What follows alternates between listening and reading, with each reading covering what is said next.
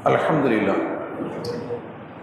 Alhamdulillah nahmaduhu wa nasta'inuhu wa nastaghfiruhu wa nu'minu bihi wa natawakkalu alayhi wa na'udzu billahi min shururi anfusina wa min sayyiati a'malina man yahdihillahu fala mudilla lahu wa man yudlilhu fala hadiya lahu وأشهد أن لا إله إلا الله وحده لا شريك له وأشهد أن سيدنا محمدا عبده ورسوله أما بعد فقد قال الله تعالى في القرآن العظيم والفرقان المجيد يا أيها الذين آمنوا اتقوا الله حق تقاته ولا تموتن إلا وأنتم مسلمون يا أيها الناس اتقوا ربكم الذي خلقكم من نفس واحدة وخلق منها زوجها وبث منهما رجالا كثيرا ونساء واتقوا الله الذي تساءلون به والأرحام إن الله كان عليكم رقيبا يا أيها الذين آمنوا اتقوا الله وقولوا قولا سديدا يصلح لكم أعمالكم ويغفر لكم ذنوبكم ومن يطع الله ورسوله فقد فاز فوزا عظيما وقال نبينا صلى الله عليه وسلم إن أصدق الحديث كتاب الله وأحسن الهدي هدي محمد صلى الله عليه وسلم وشر الأمور محدثاتها وكل محدثة بدعة وكل بدعة ضلالة وكل ضلالة في النار. கணியத்திற்குரிய எல்லாம் அல்ல அல்லாஹ் ஜல்ல ஷானு தஆலாவின் நல்லடியார்களே, அல்லாஹ்வுடைய பெயரோடால் அவனுடைய கடமையை நிறைவேற்றுவதற்காக நாம் எல்லாம் இந்த ஜும்மாவிலே ஒன்று கூடியிருக்கிறோம். நபிகள் நாயகம் ஸல்லல்லாஹு அலைஹி வஸல்லம் அவர்கள் நமக்கு அச்சமூட்டி எச்சரிக்கை செய்யக்கூடியவர்களாக வந்தார்கள். வஅன்திர் அஷீரத்தக்கல் அக்ரபீன், நபியே உம்முடைய நெருங்கிய உறவினர்களை அச்சமூட்டி எச்சரிக்கை செய்வீராக என்று அல்லாஹ் வசனத்தை அருளிய போது அவர்கள் சஃபா மலையின் மீது ஏறினார்கள். குறைஷி குலத்தினுடைய உட்கிளைகள் ஃபஹர், பனி அதி, இந்த ரெண்டு கோத்தரத்தார்களையும் அழைத்தார்கள். அவர்களுடைய அழைப்பை ஏற்று குறைஷிகள் எல்லோரும் அந்த மலைக்கு பக்கத்திலே ஒன்று கூடினார்கள். ஒருவருக்கு வர முடியாவிட்டால் தன் சார்பாக ஒருவரை அனுப்பி வைத்து என்னவென்று பார்த்து வரும்படி சொன்னார்கள். குறைஷிகள் கிளம்பினார்கள், ஒன்று கூடினார்கள். அபூ லஹபும் வந்தான். நபிகள் நாயகம் ஸல்லல்லாஹு அலைஹி வஸல்லம் அவர்களை பார்த்து சொன்னார்கள், அரைத்துக்கும் லவ் அக்பர்துக்கும் அன்ன ஹைலன் பில் வாதி துரீது அன் துகையிர அலைக்கும் அகுந்தும் முஸ்தகீ. சொன்னார்கள், இதோ இந்த பள்ளத்தாக்கில் இருந்து ஒரு பெரும் குதிரை படை உங்களை தாக்க வருகிறது என்று நான் கூறினான், என்னை நீங்கள் நம்புவீர்களா? கேட்டார்கள். உடனே அவர்கள் எல்லோரும் சேர்ந்து சொன்னார்கள், ஆம் நம்புவோம்.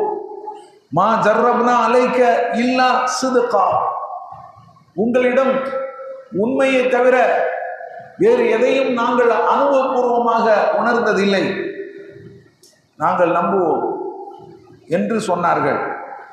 உடனே நபிகள் நாயகம் ஸல்லல்லாஹு அலைஹி வஸல்லம் அவர்களுடைய நம்பிக்கையை உள்வாங்கிக் கொண்டு சொன்னார்கள், ஃபஇன்னி நதீருல்லக்கும் பைன யதைய அதாபின் ஷதீத், நான் நான் உங்களுக்கு முன்னால் நின்று கொண்டு வர இருக்கக்கூடிய மிக கடுமையான வேதனை குறித்து எச்சரிக்கை செய்கிறேன் என்று சொன்னார்கள். நபிகள் நாயகம் ஸல்லல்லாஹு அலைஹி வஸல்லம் அவர்கள் அச்சமூட்டி எச்சரிக்கை செய்பவர்கள். அவர்கள் முதலாக இந்த மார்க்கத்தை மக்களுக்கு மத்தியிலே கொண்டு சென்ற போது அவர்கள் எச்சரித்தது, மிகப்பெரிய வேதனை உங்களுக்கு வர இருக்கிறது. அந்த வேதனை வருவதற்கு முன்னால் நீங்கள் திருந்த வேண்டும், உங்களுடைய செயல்பாடுகளை மாற்றி அமைத்துக் கொள்ள வேண்டும், அல்லாஹ்வுடைய தூதராகிய நான் சொல்கின்றபடி உங்களுடைய வாழ்வை அமைத்துக் கொள்ள வேண்டும் என்ற கருத்திலே அந்த மக்களுக்கு போதனை செய்தார்கள்.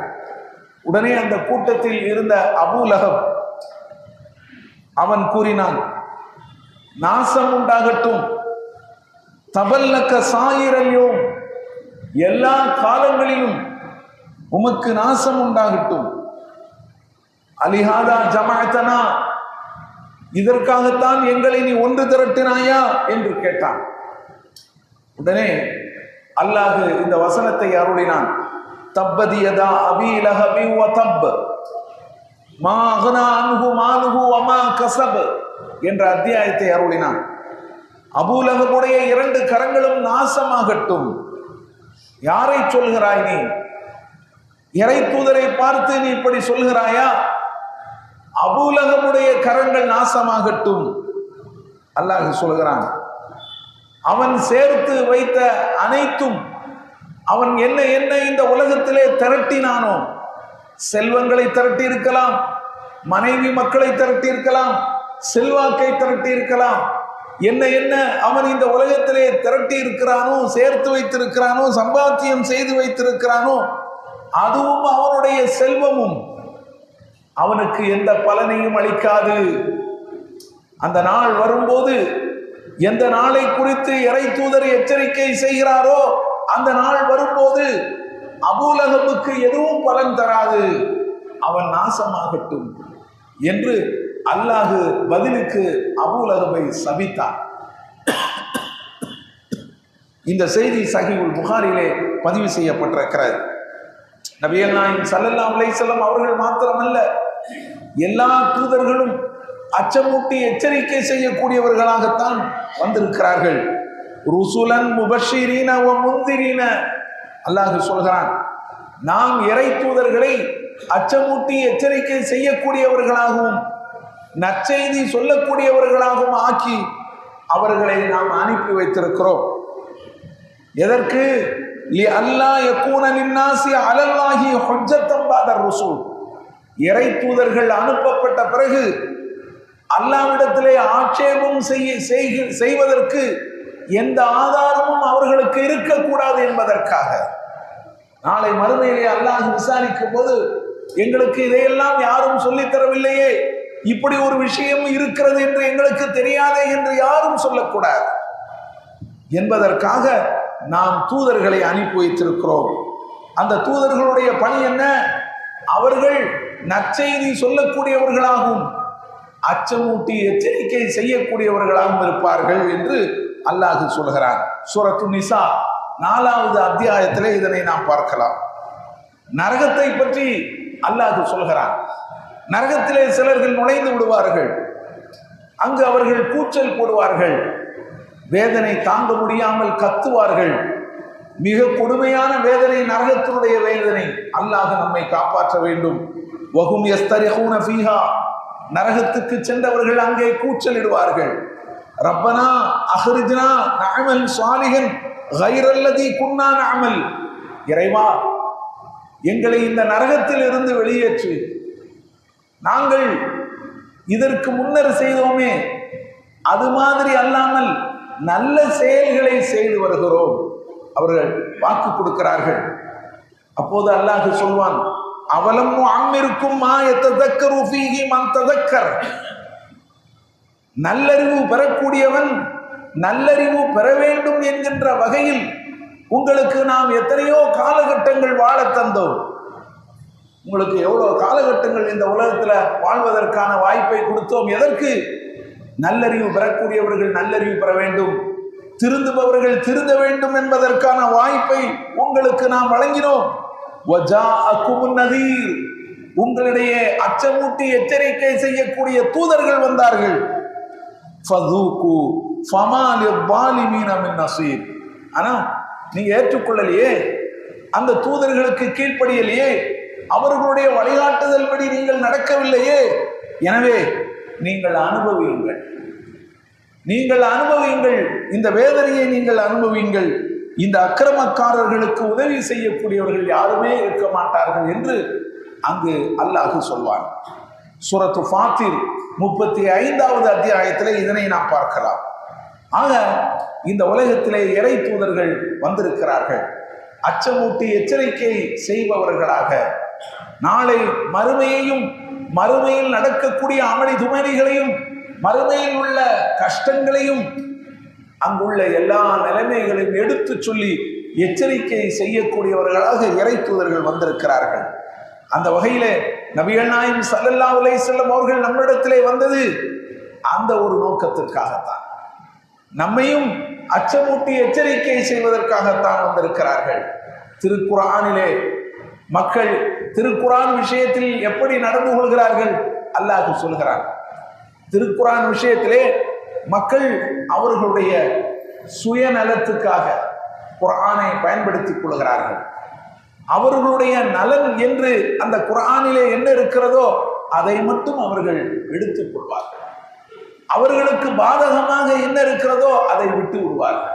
இதெல்லாம் நமக்கு பாதகமான, இதையெல்லாம் நாம் செய்ய முடியாது, இது பிரச்சனை இல்லை, இதை நாம் செய்து கொள்ளலாம் என குர்ஆனை அவர்கள் கூறு போட ஆரம்பித்து விட்டார்கள். சிலரை ஏற்றுக்கொள்வது, சிலரை மறுப்பது. இதுதான் மனிதர்கள் குர்ஆன் விஷயத்திலே நடந்து கொள்ளக்கூடிய முறை. அது இன்றைக்கும் இருக்கிறதை நாம் பார்க்கிறோம். இன்றைக்கும் முஸ்லிம்கள் குர்ஆனில் உள்ள செய்திகளை, 1-2 விஷயங்களை ஏற்று நடக்கிறார். தொழுகையா, ஏதோ வந்து பள்ளியாசல வந்து தொழுதுக்கிடுவோம், நோன்பு வைக்கவா நோன்பு வைத்துக் கொள்வோம், தான தர்மம் செய்வா ஏதோ என்னால் இயன்றதை கொடுப்போம். ஆனால் அல்லாஹ்வுடைய தூதனுடைய வழியின் பிரகாரம் நடக்க வேண்டும். அல்லாஹ்வுக்கு கட்டுப்படுங்கள், அல்லாஹ்வுடைய தூதருக்கும் கட்டுப்படுங்கள். அத்தீஉல்லாஹ் வ அத்தீஉர் ரசூல் வலா துப்திலு அஅமாலக்கும், உங்களுடைய செயல்பாடுகளை நீங்கள் வீணாக்கி விடாதீர்கள் என்று அல்லாஹ் சொன்னானே. அதற்கு இவர்கள் என்ன செயல் வடிவம் கொடுக்கிறார்கள்? இல்லை, அதற்கு அவர்கள் செயல் வடிவம் கொடுப்பதில்லை. ஏதோ 1-2 விஷயத்தை அவர்கள் எடுத்து நடக்க ஆரம்பித்து விட்டு பள்ளிவாசலுக்கு வந்து போய் கொண்டிருக்கிறார்கள். அவர்களுடைய எல்லா பிரச்சனைகளிலும் இறை தூதர் என்ன வழிகாட்டி இருக்கிறார்களோ அதன் பிரகாரம் அவர்கள் செயல்படுகிறார்களா? இல்லை, செயல்படுவதில்லை. அவர்களுக்கு எது சாதகமானது அதை ஏற்று அவர்கள் பார்த்து செயல்படுகிறார்கள். இப்படி நாம் போய்கொண்டிருப்போம். இதுதானே நமக்கு பிடித்திருக்கிறது, இதுல நமக்கு எந்த பிரச்சனையும் இல்லை. ஆனால் அல்லாஹ்வுடைய தூதருடைய முழு வழிகாட்டுதல்களை நாம் எடுத்து நடந்தால் நாம் நிராகரிக்கப்படுவோம். சொந்த பந்தங்களால் நாம் நிராகரிக்கப்படுவோம். நாம் தனியாகத்தான் இருக்க வேண்டும். பிறகு நம்மால் எதையும் செய்துவிட முடியாது. எனவே நாம் இப்படி நடந்து கொள்வோம் என்று ஒரு சிலரை ஏற்றுக்கொள்கிறார்கள் திருக்குர்ஆனில், ஒரு சிலரை அவர்கள் மறுத்து கொண்டு செயல்படுகிறார்கள். இதுதான் காலம் காலமாக நடந்து வரக்கூடிய நிலை. இது குறித்து அல்லாஹ் நபிகள் நாயகம் ஸல்லல்லாஹு அலைஹி வஸல்லம் அவர்களுக்கு அருள்கிறார். குர்ஆனிலே சொல்கிறான், வகுல், நபியே சொல்லுங்கள் இந்த மக்களிடத்தில், இன்னி அன நதீருல் முபீன், நான் தெள்ள தெளிவாக எச்சரிக்கை செய்யக்கூடியவன். சும்மா சாதாரணமாக சொல்லிட்டு போகக்கூடியவன் அல்ல, ஏதோ மேலெழுந்த வாரியாக நான் கூறுபவன் அல்ல, உங்களுக்கு தெளிவாக எச்சரிக்கை செய்யக்கூடியவன். கமா அன்ஸல்னா அலல் முக்தஸிமீன் அல்லதீ ஜஅலுல் குர்ஆன அதீம், இவர்கள் இந்த குர்ஆனை, இதற்கு முன்னுள்ளவர்கள் எப்படி வேதத்தை கூறு போட்டார்களோ, ஒரு சிலரை ஏற்று ஒரு சிலரை மறுத்து வேதத்தை இதற்கு முன்னால் எப்படி கூறு போட்டார்களோ அதுபோல இவர்கள் ஆகிவிட வேண்டாம், எச்சரிக்கை செய்யுங்கள் என்று அல்லாஹ் ஜல்ல ஷானஹு வ தஆலா நபிகள் நாயகம் ஸல்லல்லாஹு அலைஹி வஸல்லம் அவர்களுக்கு சொல்கிறான். சூரத்துல் ஹிஜ்ர் 15வது அத்தியாயத்திலே இதனை நாம் பார்க்கலாம். நபி ஸல்லல்லாஹு அலைஹி வஸல்லம் அவர்கள் நம்மிடையே வந்ததனுடைய நோக்கம் அச்சமூட்டி எச்சரிக்கை செய்வதற்காக. இந்த உலகத்திலே மனிதர்கள் முஸ்லிம்கள் எப்படி வாழ வேண்டும், எப்படி வாழ்ந்தால் அவர்களுக்கு இந்த உலகத்திலே வெற்றி கிடைக்கும், மறு உலகத்திலே ஈடேற்றம் கிடைக்கும் என்பதையெல்லாம் எடுத்து சொல்லி அவர்களுடைய வாழ்க்கைக்கு நல்ல ஒரு வழிகாட்டுதல்களை தந்து நபிகள் நாயகம் ஸல்லல்லாஹு அலைஹி வஸல்லம் அவர்கள் நமக்கு வழிகாட்டி சென்றிருக்கிறார்கள். ஆனால் நிலைமை என்ன, நாம் சிந்தித்து பார்க்க கடமைப்பட்டிருக்கிறோம். இன்றைக்கு நபி ஸல்லல்லாஹு அலைஹி வஸல்லம் அவர்களுடைய விஷயத்திலே நம்மளுடைய நிலைப்பாடு என்ன, அவர்களுடைய வழிகாட்டுதல்களே நம்மளுடைய நிலைப்பாடு என்ன, நாம் எப்படி நடந்து கொள்கிறோம் என்பதை நாம் சிந்திக்க கடமைப்பட்டிருக்கிறோம். நபி ஸல்லல்லாஹு அலைஹி வஸல்லம் அவர்கள் அழகான ஒரு உதாரணத்தை சொன்னார்கள். என்ன உதாரணம்? எனக்கும் மசலி வ மசலுமா பாசனி அல்லாஹு, அல்லாஹ் என்னை எதை கொண்டு அனுப்பி இருக்கிறானோ அதற்கும் எனக்கும் ஒரு உதாரணம் சொல்கிறேன். என்ன? கமசலி ரஜுலின், ஒரு மனிதரை போல. அவர் என்ன செய்கிறார்? மக்களிடத்திலே வந்து அவர் எச்சரிக்கை செய்கிறார். எப்படி? ரஅய்துல் ஜைஷ பிஐனைய, நான் ஒரு படையை, பெரும் படையை என் கண்ணால் கண்டேன். வஇன்னியான நதீருல் உரியான், நான் நிர்வாணமாக வந்து எச்சரிக்கை செய்யக்கூடியவன். ஏன் அப்படி சொல்லுகிறார்கள்? வேக வேகமா ஓடி வந்து உங்களிலேயே நான் வந்து எச்சரிக்கை செய்யக்கூடியவன். என்னுடைய இடுப்புக்கு கீழே வேட்டி இருக்கிறதா இல்லையா என்பதை கூட நான் அறிய மாட்டேன். அப்படி பயத்துல திகில்ல ஓடி வரக்கூடியவர்கள் அப்படித்தான் ஓடி வருவார்கள். அவர்களுடைய இடுப்பிலே வேட்டி இருக்கிறதா, அதை சரி பண்ண வேண்டுமே என்பதெல்லாம் அவர்களுக்கு தெரியாது. மிகப்பெரிய ஒரு சம்பவம் நடக்கும் போது அப்படித்தான் ஓடி வருவார்கள். அதை அவர் சொல்கிறார். ஒரு நிர்வாணமாக வந்து எச்சரிக்கை செய்யக்கூடியவன் எப்படி இருப்பான்? எவ்வளவு திகிலோடு அவன் வந்திருப்பான், எவ்வளவு பிரச்சனையோடு அவன் வந்திருப்பான். அதுபோன்று நான் உங்களிடையே வந்து எச்சரிக்கை செய்யக்கூடியவனாக இருக்கிறேன். மிகப்பெரிய பெரும் படை உங்களை தாக்க இருக்கிறது. ஃபன்னஜா அன்னஜா, தப்பித்துக் கொள்ளுங்கள், தப்பித்துக் கொள்ளுங்கள் என்று அந்த மனிதன் மக்களிடையே வந்து சொல்கிறார். பிறகு என்ன நடந்தது? ஃபஅதாதுஹு தாயிஃபத்துன் ஃபஅத்லஜு அலா மஹ்லிஹிம் ஃபனஜூ, சிலர் அவனுடைய பேச்சை கேட்டு தவழ்ந்தாவது மெதுவாவது சென்று இரவிலேயாவது சென்று அவர்கள் தப்பித்து விடுகிறார்கள். வேறு சிலர் வகல்லபத்துஹு தாயிஃபத்துன், வேறு சிலர் அவனை பொய் என்று நினைத்து அதனை புறக்கணித்து விட்டார்கள். அவன் கூறிய செய்தியை புறக்கணித்து விட்டார்கள். ஃபஸப்பஹகுமுல் ஜைஷ் ஃபஜ்தாஹகும், எனவே அவர்களை அந்த பெரும் படை வந்து தாக்கி அவர்களுடைய கதையை முடித்தது. நபிகள் நாயகம் ஸல்லல்லாஹு அலைஹி வஸல்லம் அவர்கள் சொல்லுகிறார்கள், இப்படித்தான் எனக்கும் நான் கொண்டு வந்த அல்லாஹ் எதை கொண்டு என்னை அனுப்பினானோ அதற்கும் உதாரணம். நான் உங்களுக்கு எச்சரிக்கை செய்கிறேன், நீங்கள் எப்படி நடந்து கொள்ள வேண்டும். நானும் சும்மா சாதாரணமாக எச்சரிக்கை செய்யக்கூடியவன் அல்ல. இதற்கு முன்னர் வசனத்திலே நாம் படித்தது போல, இன்னி அன நதீருல் முபீன், தெள்ளத் தெளிவாக நான் எச்சரிக்கை செய்யக்கூடியவன். நான் உங்களிடையே எச்சரிக்கை செய்யக்கூடியவன், தெளிவாக எச்சரிக்கை செய்பவன். நீங்கள் திருந்துங்கள், உங்களுடைய வாழ்வை மாற்றி அமைத்துக் கொள்ளுங்கள், அல்லாஹ்வும் அல்லாஹ்வுடைய தூதரும் காட்டிய வழியிலே நீங்கள் செல்லுங்கள் என்று நான் உங்களுக்கு சொல்ல வருபவன். ஆனால் என் விஷயத்திலே நான் சொன்ன அந்த உதாரணத்தை போலதான் இன்றைக்கு மக்கள் நடந்து கொள்கிறார். எப்படி?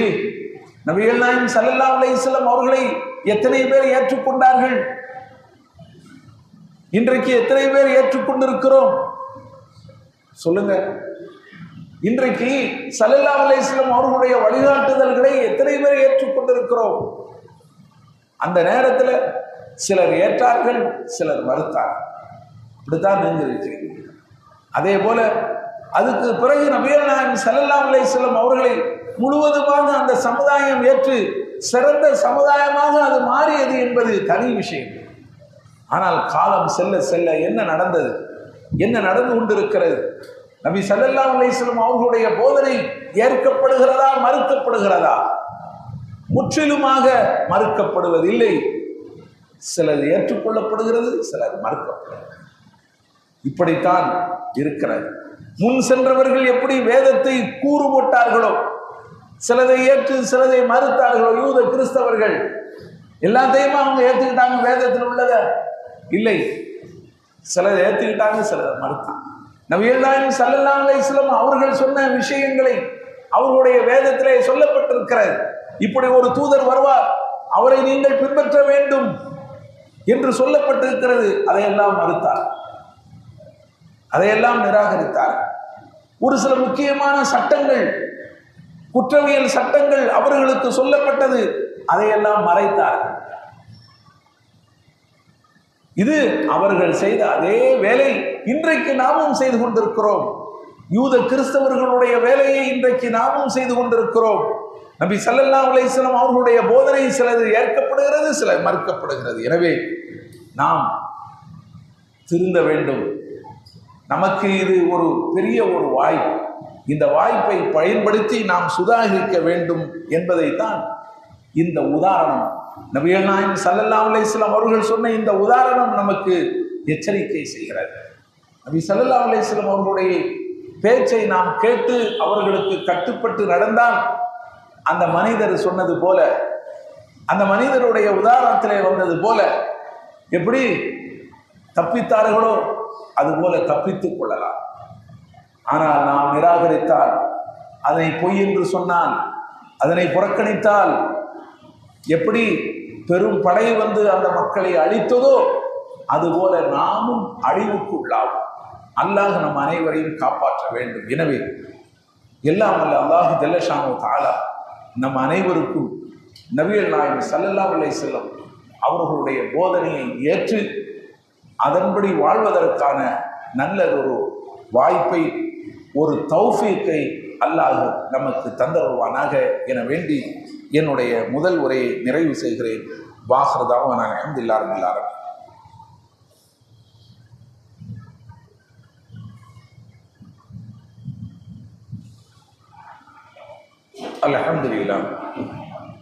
அல்ஹம்துலில்லாஹி ரப்பில் ஆலமீன். வஸ்ஸலாத்து வஸ்ஸலாமு அலா ரசூலில் அமீன் நபீனா முஹம்மத் வ அலா ஆலிஹி வ ஸஹ்பிஹி அஜ்மஈன்.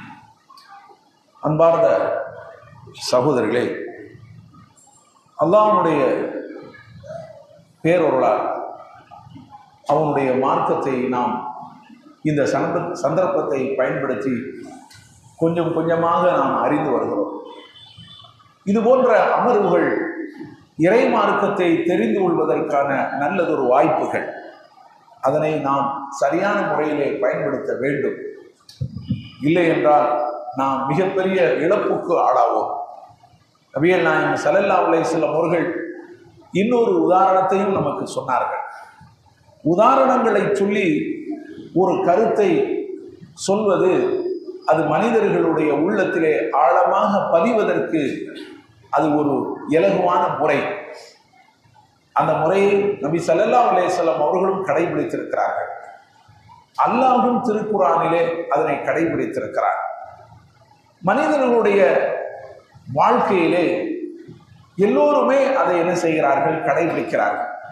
உதாரணம் சொல்லி ஒரு கருத்தை விளக்கிறது, அது நன்றாக புரியும். அதுபோல ஒரு உதாரணத்தை நபி ஸல்லல்லாஹு அலைஹி வஸல்லம் அவர்கள் சொல்லி காட்டுகிறார்கள். என்ன என்று சொன்னார், என்னுடைய உதாரணமும் மனிதர்களுடைய உதாரணமும் எப்படி இருக்கிறது என்று சொன்னால், ஒரு மனிதரை ஒத்திருக்கிறது. நான் அல்லாஹ்வுடைய தூதர், நீங்கள் மனிதர்கள். நம்ம ரெண்டோருக்கும் உள்ள உதாரணம் நபி ஸல்லல்லாஹு அலைஹி வஸல்லம் அவங்க சொல்றாங்க. என்ன உதாரணம்? ஒரு மனிதர், அவர் ஒரு நெருப்பை மூட்டுகிறார். அது மிகப்பெரிய ஒரு வெளிச்சத்தை கொடுக்கிறது. அப்படி கொடுக்கும்போது அதை சுற்றி இருக்கக்கூடிய சின்ன சின்ன விட்டில் பூச்சிகள், வெட்டுக்கிளிகள் அந்த வெளிச்சத்தை நோக்கி வருகிறது. எப்படி ஒருவர் நெருப்பை மூட்டுகிறார், அந்த நெருப்பில் இருந்து வெளிச்சம் பரவுகிறது, சுற்றுக்கும் உள்ள இடத்துக்கெல்லாம் போகிறது, பக்கத்தில் உள்ள இடத்துக்கு. இதை பார்க்கின்ற விட்டில் பூச்சிகளும் வெட்டுக்கிளிகளும் அந்த நெருப்பை நோக்கி வருகிறது. ஏதோ அங்கு நமக்கான ஏதோ ஒன்று இருக்கிறது என்று நினைத்து கொண்டு வருகிறது. ஆனால் என்ன, அது நெருப்பு என்று தெரியாமல் அந்த நெருப்புக்குள்ளே அது விழுகிறது. ஆனால் அவரோ அந்த வெட்டுக்கிளிகளையும் விட்டில் பூச்சிகளையும் தடுக்கிறார். தடுக்க முடியுமா? நம்மளுடைய கைகளுக்கு அது படுமா? அதை தடுத்து நிறுத்திவிட முடியுமா? முடியாது. அவைகள் அதையெல்லாம் தாண்டி அந்த நெருப்பிலே அவைகள் வீழ்ந்து விடுகின்றன. அதுபோலதான் நானும் இருக்கிறேன். நபிகள் நாயகம் ஸல்லல்லாஹு அலைஹி வஸல்லம் அவர்கள் சொல்லி காட்டுகிறார்கள். நான் கொடுக்கக்கூடிய வெளிச்சம் என்ன? இந்த மார்க்கத்துடைய வெளிச்சம், குர்ஆனுடைய வெளிச்சம், அது காட்டும் வழிகாட்டுதல், நேர்வழி. நேர்வழியை வெளிச்சத்துக்கு ஒப்பிடுவாங்க, வழிகேட இருட்டுக்கு ஒப்பிடுவாங்க. நான் உங்களுக்கு நேர்வழி காட்டி உங்களுக்கு வெளிச்சத்தை காட்டுகிறேன். இருளில் இருந்து உங்களை வெளிச்சத்துக்கு நான் கொண்டு வர நினைக்கிறேன். ஆனால் நீங்களோ இந்த விட்டில் பூச்சிகளை போல வேண்டுமென்றே நெருப்புக்குள் விழுவதைப் போல நீங்கள் ஓடுகிறீர்கள். நரகத்திலே விழுவதற்கு நீங்கள் என்னை விட்டும் தப்பித்து ஓடுகிறீர்கள். ஆனால் உங்களுடைய இடுப்பை நான் பிடிக்கிறேன். எப்படி அந்த மனிதர் அந்த விட்டில் பூச்சிகளை பிடிக்கிறாரோ, தடுத்து நிறுத்துவதற்கு முயற்சி செய்கிறாரோ, அவருடைய அந்த முயற்சியும் மீறிவிட்டு எப்படி அதிலே விழுகிறதோ, அதுபோல நீங்கள் ஓடுகிறீர்கள். உங்களுடைய இடுப்பை பிடித்து நான் தடுத்து நிறுத்த முயல்கிறேன். ஆனால் நீங்கள் தப்பித்து விடுகிறீர்கள். நீங்கள் அந்த நரகத்துக்குள்ளே செல்கிறீர்கள். இதுதான் உதாரணம் என்று நபிகள் நாயகம் ஸல்லல்லாஹு அலைஹி வஸல்லம் அவர்கள் சொல்லியிருக்கிறார்கள். சஹீஹுல் புகாரியில் இந்த செய்தி பதிவு செய்யப்பட்டிருக்கிறார். கொஞ்சம் சிந்திச்சு பாருங்க. நபிகள் நாயகம் ஸல்லல்லாஹு அலைஹி வஸல்லம் அவர்களுடைய இந்த உதாரணம் இன்றைக்கு மிகச்சிறந்த முறையில் நம்மளுக்கு அது பரிபூர்ணமாக அது முழுமையாக நிறைவேறுகிறது. அது அப்படி இங்க பொருத்தமாக வருகிறது. பொருத்தி பாருங்க. ஸல்லல்லாஹு அலைஹி வஸல்லம் அவர்களுடைய வழிகாட்டுதல் இருக்க நாம் என்ன செய்யறோம்? அந்த விட்டில் பூச்சிகளை போல நெருப்பில் விழுவதற்கு நாம முயற்சி செய்யும். அதெல்லாம் வேண்டாம். நாம நம்ம பாட்டுக்கு போவோம். நம்மளுடைய சிந்தனைக்கு எது சரிப்படுகிறதோ அப்படி நாம் செய்து கொள்வோம். ஒவ்வொருவரும் ஒன்னு சொல்லுவாங்க. அவங்களுக்கு எது சாதகமோ அதை சொல்லுவாங்க. நமக்கு எது சாதகமோ அதை நாம் ஏற்று நாம் செயல்பட்டு கொண்டே இருப்போம் என்று நாம் என்ன செய்கிறோம்? நரகத்தை நோக்கி நாம் சென்று கொண்டிருக்கிறோம். அல்லாஹ் காப்பாற்ற வேண்டும். அல்லாஹ் நம்ம அனைவரையும் அந்த நரகத்தில் இருந்து காப்பாற்ற வேண்டும். ஆனால் நபிகள் நாயகம் ஸல்லல்லாஹு அலைஹி வஸல்லம் அவர்கள் சொல்கின்ற அந்த நிலை இன்றைக்கு மிக பொருத்தமாக இருக்கிறது. மனிதர்கள் ஓடிக்கொண்டிருக்கிறார்கள். நபிகள் நாயகம் ஸல்லல்லாஹு அலைஹி வஸல்லம் அவர்களுடைய வழிகாட்டுதல் நம்மை இழுத்து பிடிக்க நினைக்கிறது. ஆனால் நாம் தப்பித்து ஓடிக்கொண்டிருக்கிறோம். எனவே நம்முடைய நிலைகளை நாம் மாற்றி அமைத்துக் கொள்ள வேண்டும். அல்லாஹ் மற்றும் அல்லாஹ்வுடைய தூதருடைய வழிகாட்டுதல் படி நம்முடைய வாழ்வை நாம் அமைத்துக் கொள்ள வேண்டும். அப்போதுதான் நாம் இம்மையிலையும் வெற்றி பெற முடியும், மறுமையிலையும் வெற்றி பெற முடியும். எல்லாம் அல்ல அல்லாஹ் ஜல்ல ஷானு வ தஆலா அந்த வெற்றியை நம்ம அனைவருக்கும் தந்தருள்வானாக என வேண்டி என்னுடைய உரையை நிறைவு செய்கிறேன். வாஹிரு தஅவானா அல்ஹம்துலில்லாஹி ரப்பில் ஆலமீன். அஸ்ஸலாமு அலைக்கும் வரஹ்மத்துல்லாஹி வபரகாத்துஹு.